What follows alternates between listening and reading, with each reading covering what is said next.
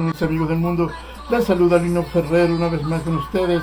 Feliz comienzo de semana, feliz inicio de sueños, de aspiraciones, de emociones, de planes, de cantidad de cosas maravillosas que podemos hacer en nuestra vida, ¿verdad? Vamos.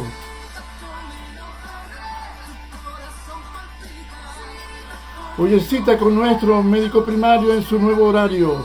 Todos los lunes a las 6 de la tarde, el doctor Ernesto Álvarez de Armas, creo que lo dije bien, estará con nosotros todos los lunes a partir de las 6 de la tarde, porque así lo quiso Dios y él está muy contento con eso.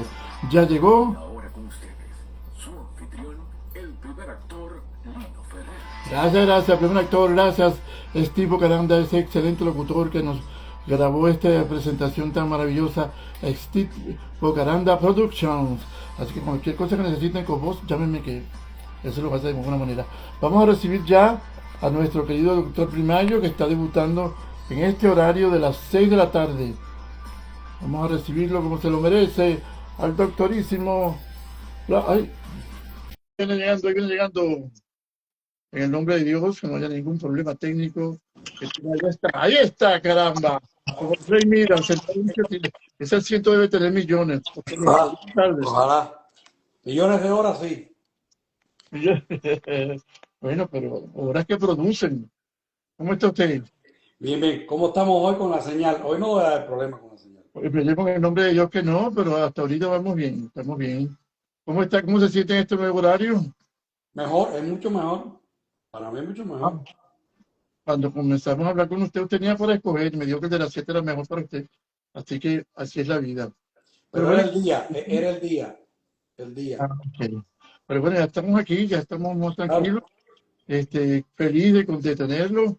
Y cuénteme, ¿cómo estuvo la semana? ¿Qué nos trae para hoy?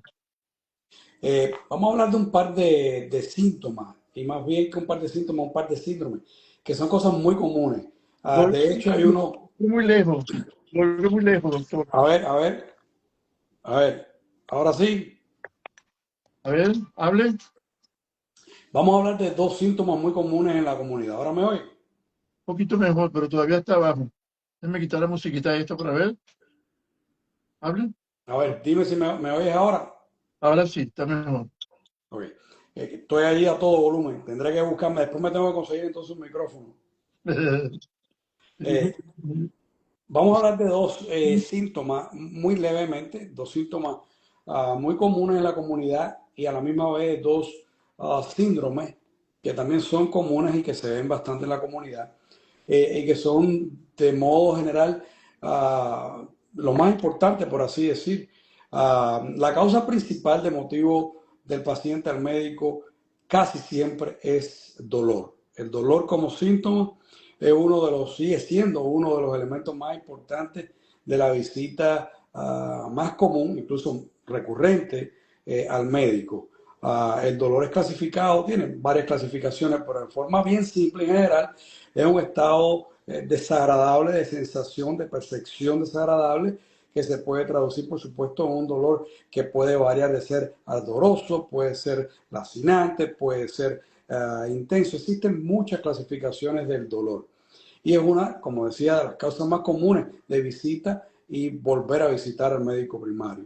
Y el otro síntoma común es la fatiga, el cual es otro síntoma común por la cual muchas personas también visitan al médico.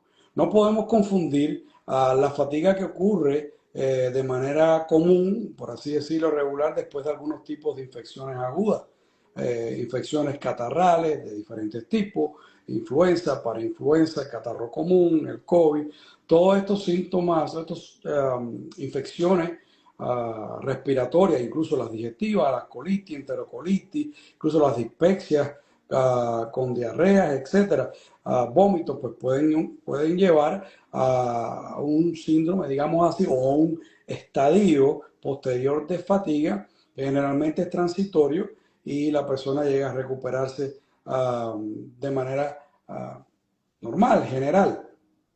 ¿Cómo se Estamos hablando de otro tipo de fatiga. fatiga, doctor? ¿Cómo se manifiesta la fatiga?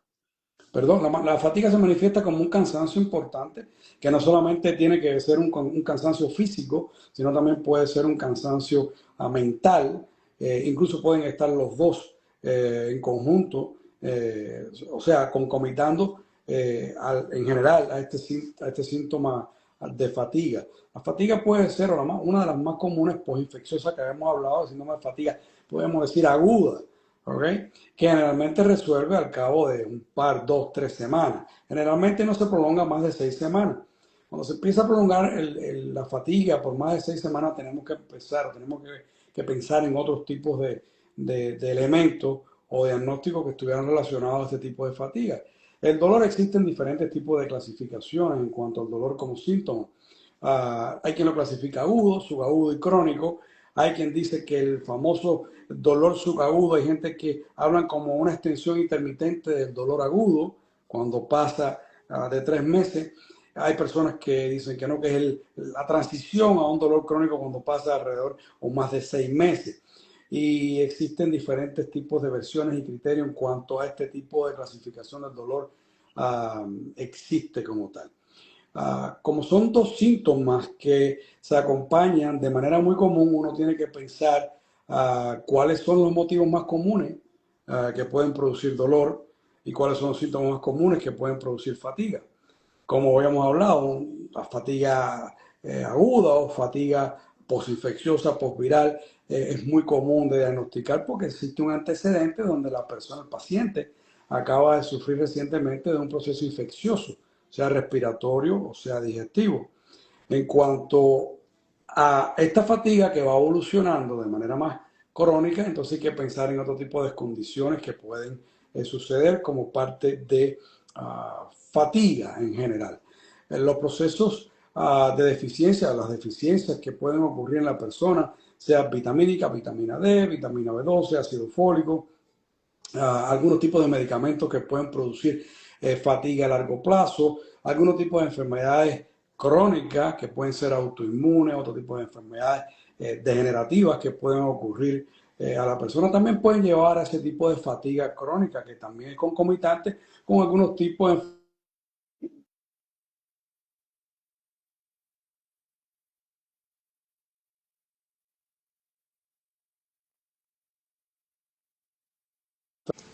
A ver, ahora que me estaba entrando una llamada, Ahora sí. ahora sí. Okay. Como te decía, esta fatiga puede concomitar con algunos tipos de enfermedades autoinmunes, como lo que es el lupus eritematoso sistémico, la artritis reumatoidea, que no se puede confundir con la osteoartritis o la artritis que se padece con la edad. Existe la poliartritis reumática, existe una serie de condiciones autoinmunes que por supuesto pueden producir este tipo de fatiga. Y también el dolor. En el caso del dolor, generalmente el dolor se traduce cuando es de una forma aguda, cuando ha ocurrido un daño específico a un tejido. Y eso se traduce a un dolor. Y no estamos hablando de un dolor que puede ocurrir en enfermedades, por ejemplo, algunos tipos de cáncer que cursan con el dolor, otros tipos de enfermedades, por supuesto, autoinmunes, como la que ya te mencioné, que también cursan con dolores musculares y articulares. Y son parte muchas veces estos dos síntomas de ese tipo de entidades crónicas. ¿Ok? Por lo tanto, una de las preguntas principales que uno tiene que hacerse cuando llega una persona con fatiga o con dolor es siempre, casi siempre la que te da la entrada al estudio de este síntoma. ¿Es esto algo agudo o subagudo, como algunos tipos de estudiosos hablan? O es un dolor crónico, o es una fatiga aguda, o es una fatiga que ya va teniendo cierta notalidad hacia la cronicidad. Y eso ayuda mucho al enfoque diagnóstico y poder llegar a un diagnóstico clínico, porque definitivamente, como te mencionaba, el dolor y la fatiga son síntomas como tal que van a pertenecer a una entidad, sea una enfermedad o sea un síndrome, ¿okay? Que es un conjunto de síntomas y signos que pueden variar de una persona a otra, y te ayuda a ubicarte en cómo llegar a hacer un diagnóstico más preciso. Y ahí es donde vamos, donde a veces es mucho más fácil poder hacer un diagnóstico cuando llegamos a una entidad específica, y es mucho más difícil a veces poder hacer un diagnóstico cuando hablamos de una entidad que se debe diagnosticar por exclusión. ¿Ok? Y ahí me vas a preguntar qué cosa es un diagnóstico por exclusión. No, no, no. Antes de preguntarle esto, tengo que preguntar algo que es como dicen por ahí, un inciso, un paréntesis grande. Doctor, ¿cómo hacen ustedes? Esta es una pregunta casi infantil, pero que me llama la atención. ¿Cómo hacen ustedes para aprenderse tantos nombres, tantas partes del cuerpo, tantos síntomas, tantos medicamentos? ¿Cómo hacen? ¿Cómo llegan a eso? Oye, porque es impresionante. Aquí lleva menos de media hora y habla una cantidad de cosas que no me queda por la boca abierta. ¿Y cómo hace? Pero también, Años, hincha. años, años de estudio, de sentarse, de dedicarse, de estar revisando. Nunca se puede parar. Claro, cada vez que tú conoces a algún practicante de salud te va a decir que nunca se estudió más que en los años de carrera. Y definitivamente es cierto. Nunca se estudió más que en los años de la carrera y en los años de residencia. Es uno de los tiempos que más se estudió. Eh, y horas desgastando la vista, revisando, comparando. Y por Pero supuesto, ¿cómo se aprenden tan rápido los nombres de los medicamentos? Oye, porque usted no tómate uno, no sé qué. Yo pienso que no, tómate 20 miligramos, no, 80 miligramos, no. Yo pienso que, ¿qué es eso? ¿Cómo saben? ¿Cómo no, controlan? y no te lo aprendes todos porque vas por grupo de medicamentos y es imposible a veces aprendérselos todos. Además que Eh, cambian constantemente, ¿no? sí, Cambian. sí. Cambian y salen medicamentos nuevos. Si vas a mirar los biológicos que salen a cada rato, los monoclonales antibodies que salen, que hay desde la A hasta la Z, es un fenómeno. Es tremendo, es difícil. Incluso son difíciles a veces de pronunciar los nombres genéricos. A veces es mucho más fácil aprenderse el nombre brand o comercial que el mismo nombre genérico y se maneja de esa manera a veces hasta un poco más fácil. Eh, pero sí, es un problema de estudio continuo, revisión, etcétera. Y se aprende cada día más.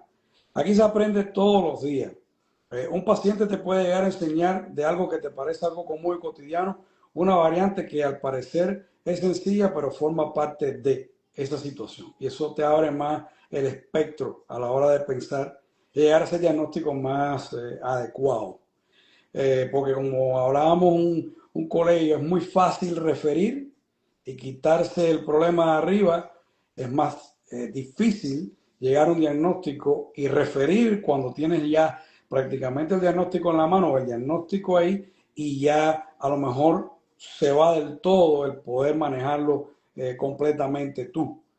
Y yo creo que eso es una forma mejor, más integral y más el paciente le crea del punto de vista emocional, mental, psicológico, una adaptación más clara de la situación que tiene. No lo sueltas nada más que por una idea con algo que tú sospechas, sino con algo bien firme, con algo que prácticamente está en la mano y que lo va a ayudar a manejar mejor la condición. La práctica general habitual es delega y no te des dolores de cabeza.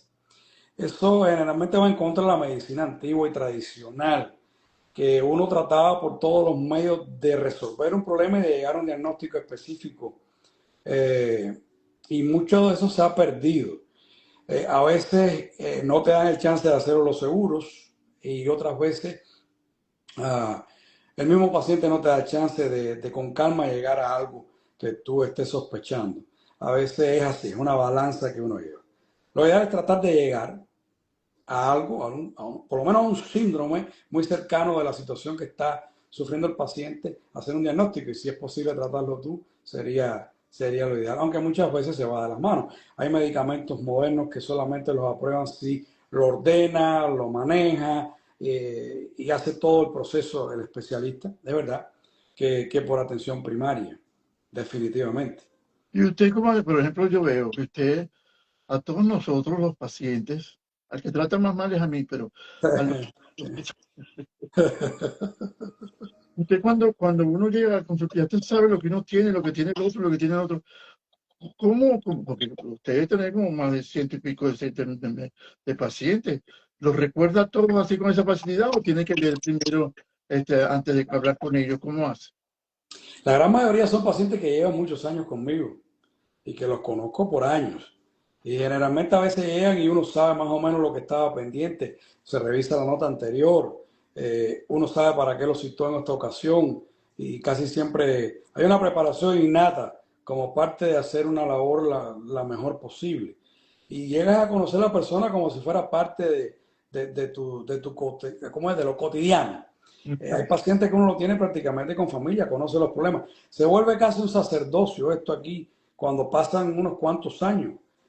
No tienes idea de la cantidad de cosas que se conversan y se habla confidencial y muchas veces no tiene nada que ver con el punto de vista médico. Los pacientes nuevos que llegan son los que uno va tomando más cierta iniciativa para llegar a conocer más ese caso. Pero a medida que pasan los años ya uno va conociendo. Sabe lo que se repite, sabe lo que le dio hace 2 años, esto es de nuevo lo mismo que ya te dio aquella vez, recuerda que resolvimos con esto. Es así, es así. Gente que llama mucho, ¿cómo lo llaman? Como que gente que llama mucho. Los pacientes que llaman mucho. Lino, lo conocemos como Lino.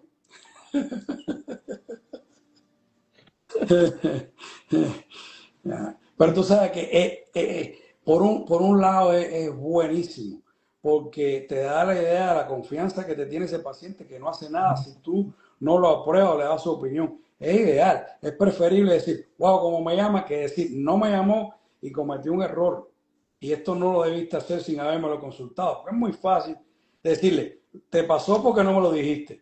Pero es preferible que me llames y me preguntes, aunque parezca algo tan simple, y que por lo menos demuestra que tienes confianza en lo que uno está haciendo, que lo que uno ha hecho ha tenido relevancia, ha tenido sentido médico y que definitivamente estás contando conmigo antes de hacer algo que a lo mejor no es lo correcto. Así que yo prefiero que me llamen, prefiero que tengan el síndrome de Lino y no que no me llamen, porque a veces que no me llamen es peor. Te lo aseguro, es peor que no me llamen. De verdad. No, yo porque de verdad, yo tengo muchos 33 años viviendo en este país. Jamás he estado en médico desde que me operaron, que tuve la obstrucción intestinal, ahí sí fui, pero todo era en función de esa operación.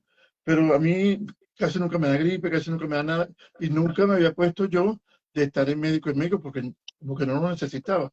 Claro, no tenía 15 años como ahora, pero ahora sí lo necesito. Y fíjese, hay cosas que estoy haciendo que usted me manda por otro sitio.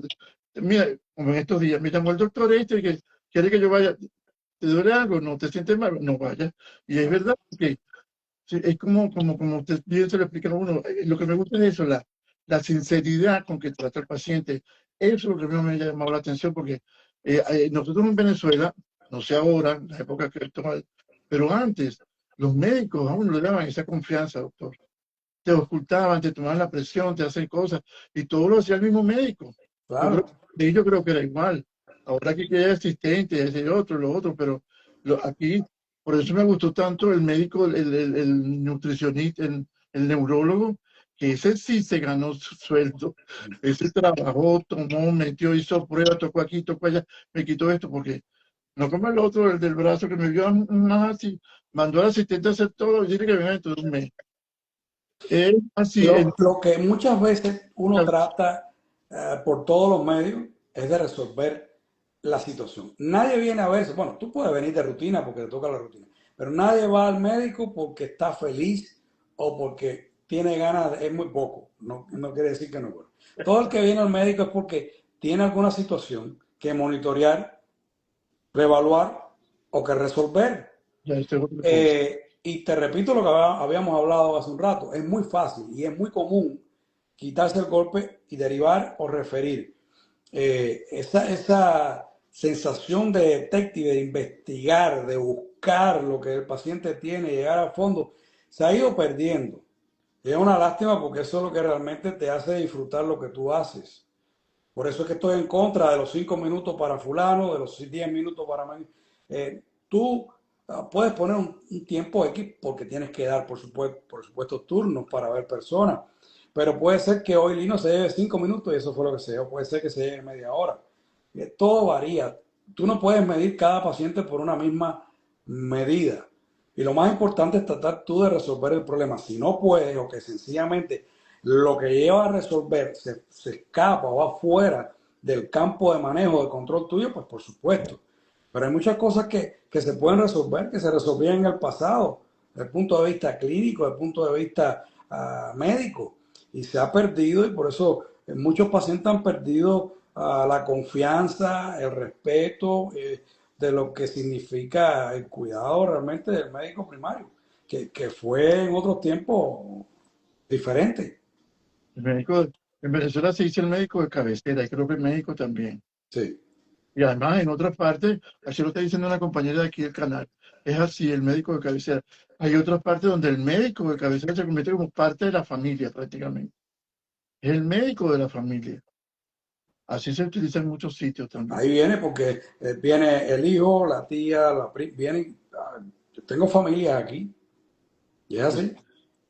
Y sencillamente es la confianza que la gente se ha ganado. Es así. Y no lleva nada extraordinario. Lleva un poco de cuidado, un poco de dedicación y hacer bien lo que te toca hacer. Claro. Hacer bien para... No, y también es que uno vea el efecto del tratamiento que te manda ese doctor. O sea, porque si usted no tómate esto y no pasa nada, no pasa nada, no pasa nada, no. Entonces, ¿qué es esto? Entonces, y ahí pasa, entonces no va a pasar nada y lo que hace es cambiarse. No, lo ideal es hablar, a ver si conversando con el doctor, hablando de otros. Tratar, hacer todo lo posible por resolver el problema. Si ya no puedes, se escapa de tus manos, entonces, pues, tú sabes, remitir. Pero si no, tratar por todos los medios, que no quede por ti, que no has tratado de resolver el problema. Eso es importante, definitivamente. Si no, no lo hagas. Si te vas a dedicar nada más a mandar pastillas y a mandar para los especialistas, pues oye, pues no lo hagas, porque estás ahí dirigiendo el tráfico, definitivamente. Yo te lo llamaba, Y a veces hay mucha gente, me da pena, tienes que venir, regresa en 2 semanas, tengo que ver cómo está eso, y vuelve y vuelve y vuelve, vuelve y vuelve y regresa y no estoy con... Y hasta que no estoy satisfecho no te suelto.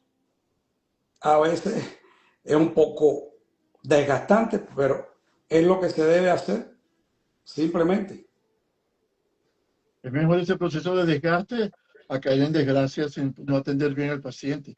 No, Pienso yo. y sobre todo no otra cosa, el paciente lo mandas para aquí para allá y es el momento de decir a que voy a mi médico primario, si en definitiva lo que hace es mandarme de aquí para allá, de allá para acá, ni siquiera lo intenta, ni siquiera trata, ni siquiera me da un par de opciones para yo poder probarlo, ¿ok? Y ver que no se puede o se hizo lo posible, no, me manda para aquí, me manda y no hizo nada.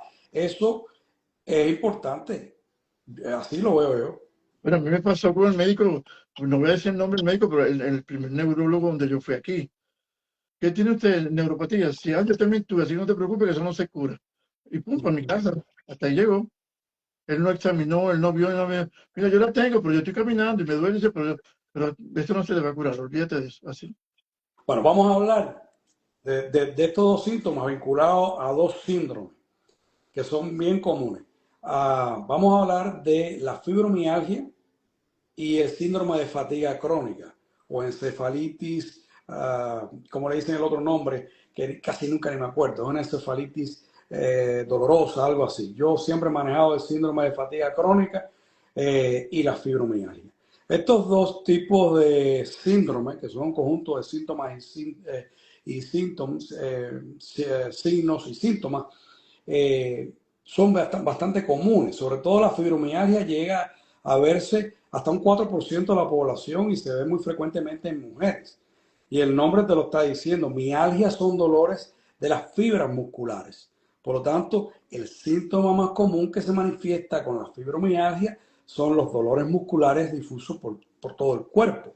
Son dolores generalmente moderados, incluso de severa intensidad, y que generalmente tienen como condición o parámetro que se hace un diagnóstico por exclusión y que este dolor haya estado constante por mucho tiempo. Alrededor, ¿cuánto tiempo? Por supuesto, probablemente por más de 3 meses.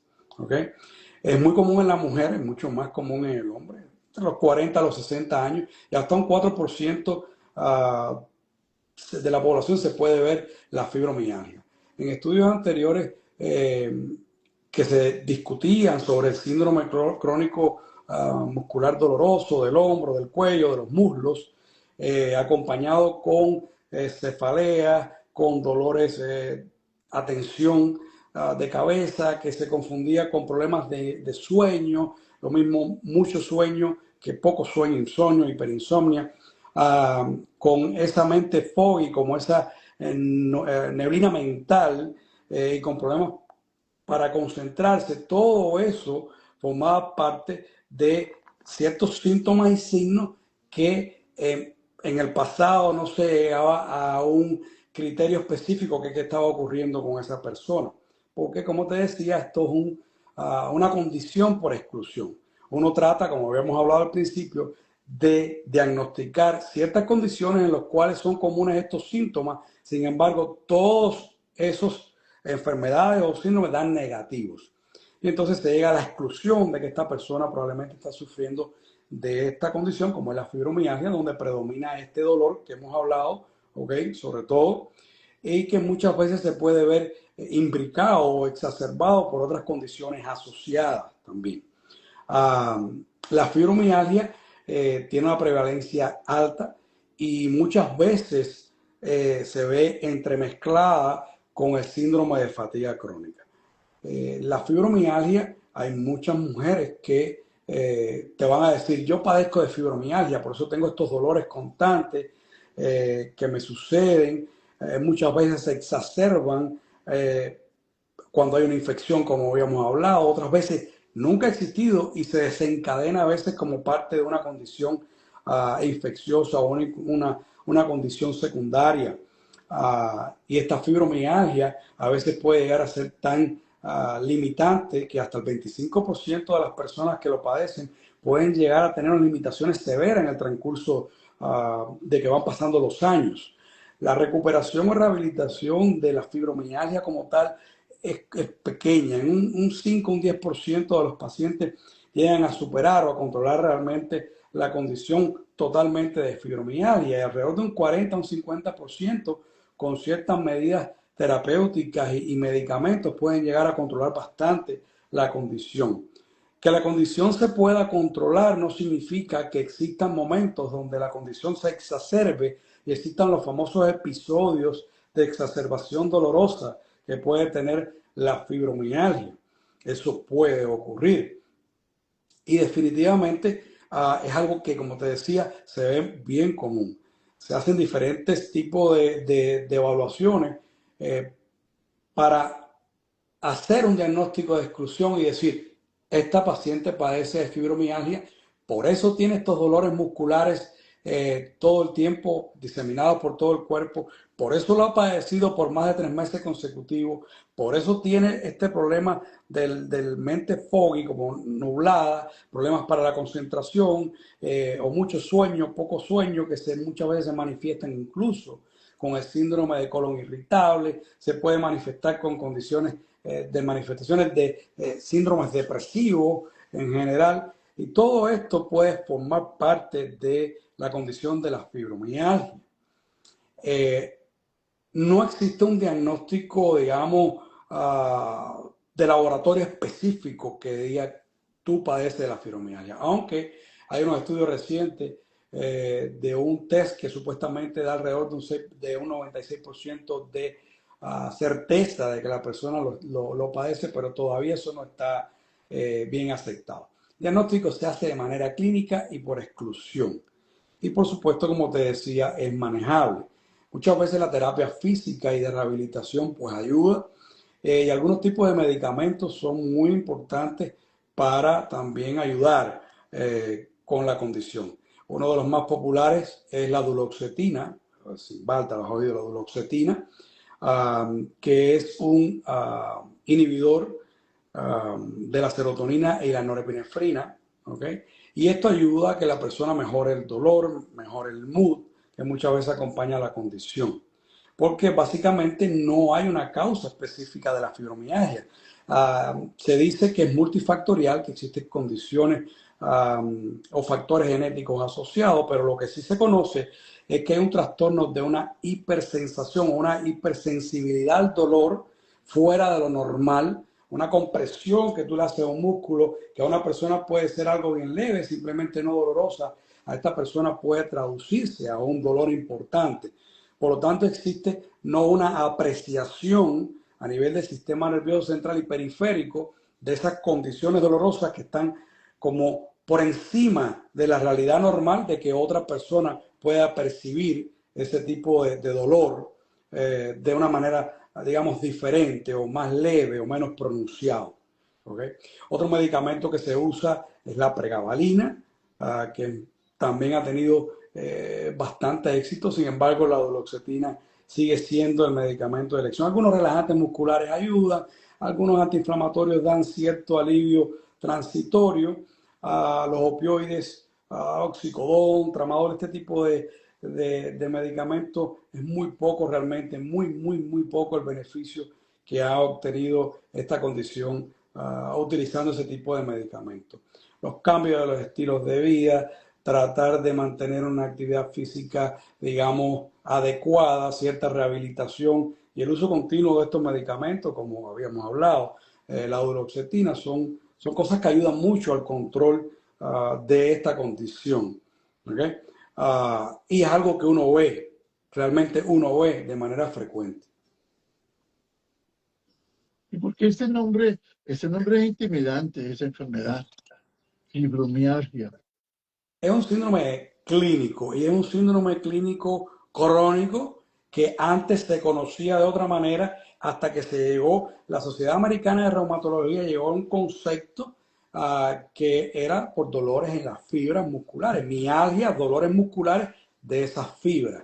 Los receptores dolorosos en las terminaciones de esas fibras musculares son los que están, digamos, hipersensitivos o hipersensibles a ciertos elementos o estímulos externos que se perciben de una manera exagerada con respecto a las demás personas para un mismo estímulo.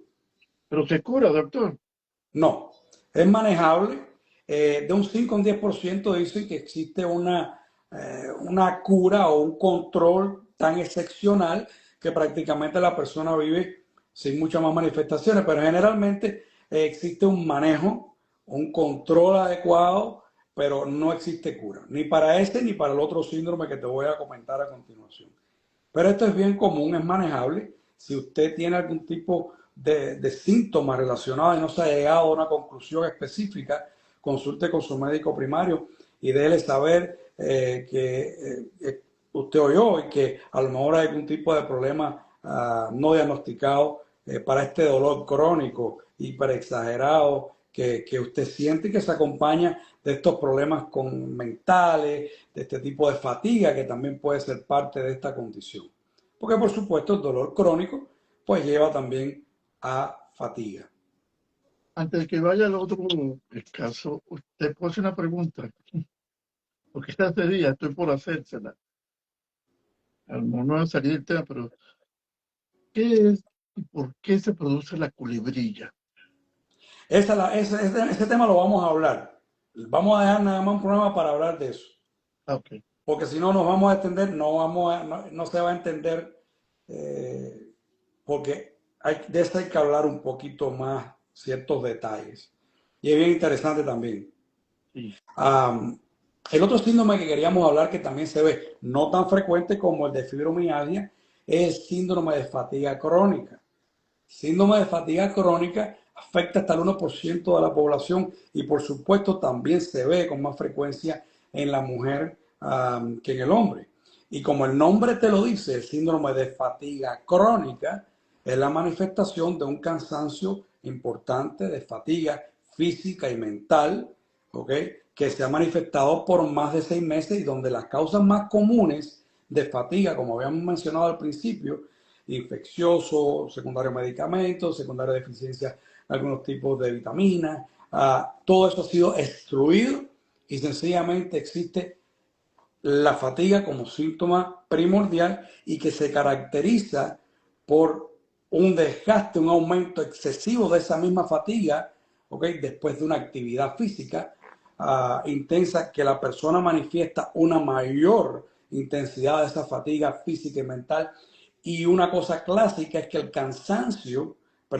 el sueño, el descanso no lleva a una recuperación de esa fatiga crónica.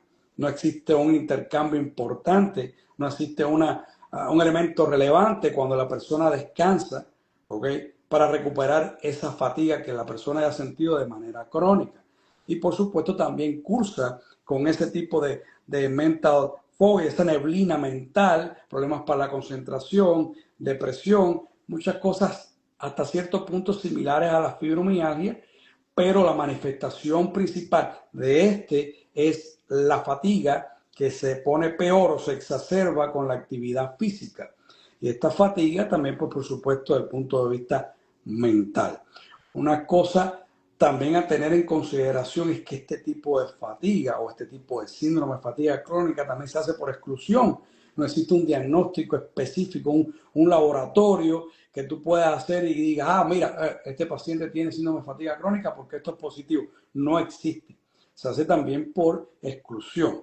Y ahí es donde viene la lista de los diferentes tipos de fatigas que hay, los elementos que causan la fatiga, y donde hay que hacer, igual que en la fibromialgia, una evaluación completa, un panel de laboratorio completo, descartar que no es esta condición, que no es esta condición. El examen físico, por supuesto, forma parte de los dos diagnósticos, y eso es algo que tú tienes que tener en cuenta. Una de las cosas del síndrome de fatiga crónica es una cosa que se llama taquicardia ortostática. La persona, cuando está sentada muchas veces o en reposo, acostado, está mucho mejor que cuando se sienta, se incorpora de manera súbita, se para de manera súbita. Ahí mismo manifiesta una fatiga importante con un aumento de la frecuencia cardíaca. Y es la famosa taquicardia ortostática que ocurre con los cambios de posición súbitos en el paciente con el síndrome de fatiga crónica. Una de las cosas también clásicas es que cuando tú vas a hacer los diagnósticos diferenciales de condiciones similares, una de las cosas que tienes que tener en cuenta es que el reposo, el sueño, es reparador. La fatiga que tú tienes crónica se recupera muchas veces desde el punto de vista física y mental con un sueño reparador o un descanso. Caso de el síndrome de la fatiga crónica no es así.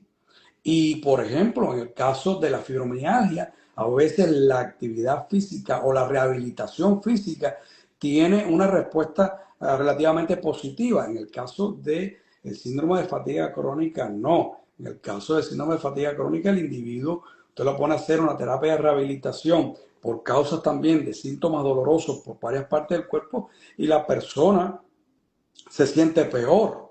Se siente peor. Por lo tanto, una de las cosas importantes es mantener cierta sobriedad, digamos así, sobriedad física, para no exacerbar o incrementar este síndrome de fatiga crónica, para que la persona no se sienta con un mayor desgaste. Había algo interesante, un dato interesante, se me perdió, yo creo, por acá. Era un estudio muy interesante del síndrome de fatiga crónica. Vamos a ver si lo tengo por acá. Yo creo que se me perdió. Pero bueno, esta fatiga crónica es lo clásico del síndrome de fatiga crónica y no existe un tratamiento específico para esto. Generalmente las medidas son muy generales. Si hay dolor, se manda algo para el dolor. Si hay insomnio, pues se manda algo para el insomnio. Pero no hay, sobre todo, cuando tú hablas de fibromialgia, todavía tienes algunas alternativas desde el punto de vista medicamentoso y terapéutico. Pero en el caso del síndrome de fatiga crónica es mucho más difícil, a mi modo de ver, de manejar y poder controlar. Y es frecuente. No tanto como el síndrome, como la fibromialgia, pero hasta un 1% se puede ver. Se dice que de un 0.3 hasta un 1% de la población se puede ver el síndrome de fatiga crónica. Muchas veces el síndrome de fatiga crónica existen los daños estos cognitivos de la memoria, y a veces esto se llega a confundir incluso con algunos problemas de memoria, como hablamos. Recuerda el programa que hablamos aquí de Alzheimer y de otro tipo de demencia. Pues puede llegar a confundirse con esto. Sin embargo, forma parte del síndrome de cansancio mental, de fatiga física crónica, y que produce una serie de síntomas de desgaste en el paciente. A cualquier edad, doctor. Sí, puede aparecer a cualquier edad, pero por supuesto, igual que el otro síndrome, se ve muy frecuentemente, se ve más frecuente en la mujer, sobre todo de los 40 a los 60 años existe más relevancia, más pico que se puede ver. Muchas veces el síndrome de fatiga crónica debuta después de un proceso infeccioso, de un proceso autoinmune, y aunque las dos condiciones pueden verse relacionadas, con artritis reumatoidea, con lupus eritematoso, con poliartritis reumática, con una serie de condiciones, sobre el síndrome, una serie de condiciones. Muchas veces, y es lo más problemático, ellas dos pueden overlap, pueden incluso estar juntas y es mucho más difícil poder llegar a un diagnóstico, porque se dice que cuando hablamos, a mí me gusta mucho hablar de la parte de por ciento, que estos pacientes, el 4% que se ve de fibromialgia hasta el 1% que tú ves de síndrome de fatiga crónica pueden verse imbricados. Pues definitivamente eso pues, puede crear más problemas, más confusión a la hora de llegar a un diagnóstico y por supuesto al manejo. Imagínate que el manejo de una condición no tiene relevancia con el manejo de la otra, excepto con algunos pequeños síntomas o detalles que tú puedes manejar de manera similar. Se nos acabó el tiempo, doctor, lamentablemente. Pero ¿le quedó algo por decir? No, creo que haya sido bien simple y lo más interesante posible. Interesante, muy interesante y muy alarmante, porque hay que estar mosca, porque esta enfermedad no la conocíamos realmente. Muchas gracias, doctor, por estar con nosotros. Esto es Cita con nuestro médico primario, el doctor Ernesto Álvarez de Armas. Hernández de Armas. Yo sigo en eso. Ernesto Hernández de Armas. Él va a estar ahora todos los lunes a las 6 de la tarde por este canal.